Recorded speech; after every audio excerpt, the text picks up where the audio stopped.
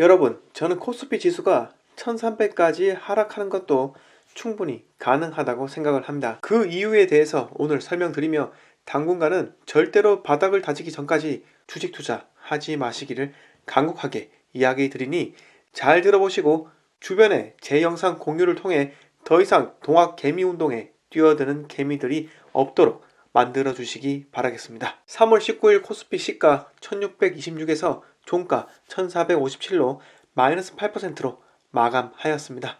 너무나 공포스러웠죠. 제가 회사에 있는 동안 동료들이 MTS를 보며 한숨을 내쉬는 모습을 보니 그들이 느끼고 있는 공포감이 제게도 전염이 되어 일이 손에 잡히지가 않았습니다. 그러나 3월 20일 코스피는 시가 1498부터 시작해 종가 1566으로 빨간 장대 양봉을 만들며 마무리를 했습니다. 공포의 그날 탄식만 내뱉던 동료들이 통화 스와프 소식에 아침부터 즐거워하며 또 주식을 주워 담는 모습이 보이더라고요. 이처럼 많은 분들이 한미 간 통화 스와프 체결 합의 소식에 흥분을 하며 금일 장중에도 매수를 많이 하셨을 거로 생각이 드는데요. 미 연방준비은행이 코로나 사태 때문에 전 세계적으로 달러가 품귀 현상이 발생하자 달러 수급 경색을 해소하기 위한 절차가 바로 통화 스와프 합의입니다. 즉 쉬운 말로 하면 미국이 한국에 마이너스 통장을 열어준 것과 같다는 거죠. 여기까지만 보면 국내 증시에 상당한 호재거리로 작용한다 생각을 할 수도 있습니다.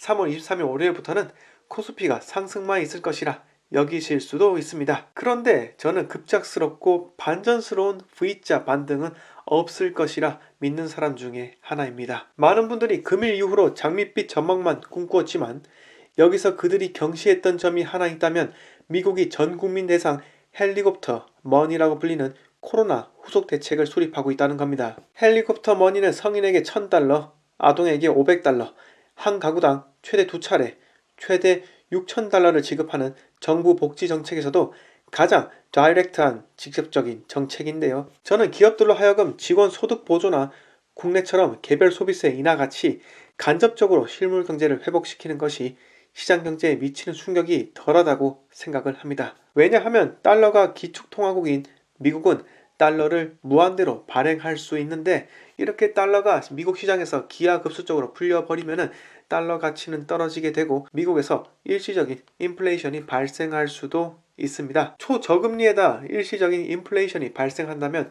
결과적인 피해는 소비를 주도하는 평범한 서민층에게 고스란히 돌아갈 수도 있기에 그러기 때문에 저는 한미 통화 스와프 이면에 가려진 미국의 전국민 현금 제공 정책이 대한민국 향후 증시에 미치는 영향이 무엇일지 곰곰이 생각해 볼 필요가 있다고 봅니다. 도널드 트럼프 대통령이 슈퍼 경제 부양책을 발동하며 다우와 원유 상승을 이끌어내고 있지만은 미국에 닥친 코로나 바이러스의 근본적인 해결책은 없는 상태입니다. 아니 나무 뿌리가 병충해에 고통스러워 하는데 이파리와 가지에만 해충제를 살포하면 무슨 의미가 있겠습니까? 3월 20일 금요일 국내 증시에서는 개인들이 1600억을 기관이 3600억을 매수하며 5700억을 던지는 외국인의 물량들을 받아 주었습니다. 제가 어제 영상으로 지금은 때가 아니다 라고 했던 삼성전자 역시 5.7% 상승한 45,400원에 종가를 기록하게 되었죠. 그런데 삼성전자 신용잔고율 잠시 들여다볼까요? 3월 초부터 엄청나게 하락할 때부터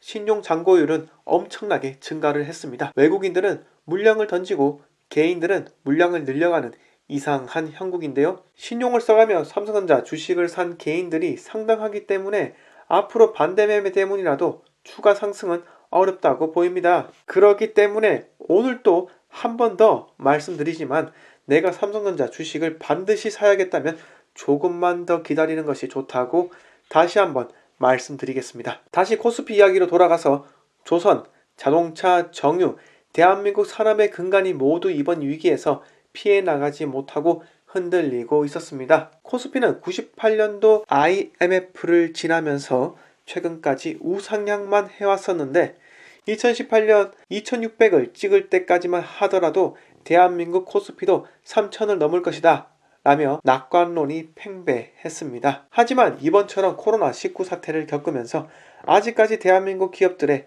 펀더멘탈이 부족하다는 것을 다시 한번 느낄 수 있었습니다. 이미 코스피는 지난 2월에 121선을 깼고 3월에는 200일선을 깼습니다. 역사적으로 98년 IMF와 2008년 리먼 쇼크 때를 보면 코스피 지수는 위기가 올 때마다 4에서 6개월 정도 하락을 면치 못했습니다. 저는 이번에도 마찬가지라 생각을 합니다. 코스피는 앞으로 6월까지는 하락, 그리고 일시적 상승, 그리고 하락을 반복하며 바닥을 다지기 위해 노력할 것입니다. 그러기 때문에 저는 하락론자는 아니지만 코스피가 1300대로 갈 수도 있다고 충분히 합리적인 의심을 하는 겁니다.